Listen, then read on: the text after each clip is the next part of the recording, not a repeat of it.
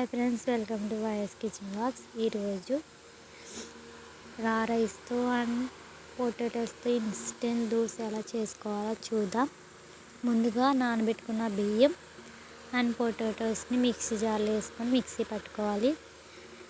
Night నానబెట్టుకొని పప్పుని బియ్యంని ఉదయం అందులో మిక్సీ జార్లో రుబ్బుకొని అలా చేసే కంటే ఇలా ఇన్స్టెంట్గా కూడా చేసుకోండి. మార్నింగ్ ఒక 5 మినిట్స్లో రెడీ అవుతుంది.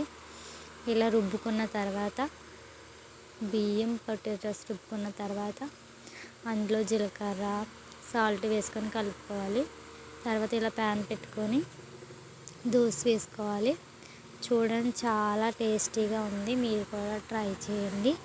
చూడండి ఒకసారి, సేమ్ మినపప్పుతో వేసిన దోశలాగే ఉంది, కానీ ఇది మినపప్పుతో కాదు, నైట్ నానబెట్టుకున్న బియ్యంతో కూడా కాదు, అప్పటికప్పుడు నానబెట్టుకున్న బియ్యము ఉడకబెట్టుకున్న పొటాటోస్తో చేసాము. చూడండి, దోశ సాఫ్ట్గా ఉంది. మేము తిన్నాము కాబట్టి టేస్ట్ మాకు తెలుసుకుంటే మీరు కూడా ట్రై చేయండి. దాంట్లో పల్లీ చట్నీ చేసుకున్నాం. వేపుకున్న పల్లీలు, పచ్చిమిర్చి, సాల్ట్, వాటర్, వీలైతే చింతపండు కూడా వేసుకోవచ్చు. మీకు ఇష్టం వచ్చిన చట్నీతో మీరు ట్రై చేయండి. కాంబినేషన్ బాగుంటుంది దోశతో.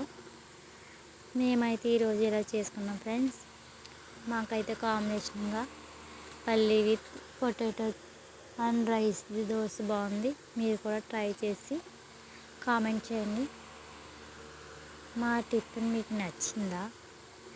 నచ్చితే లైక్ చేసి, షేర్ చేసి, సబ్స్క్రైబ్ చేయండి. ట్రై చేయండి. Thank you for watching.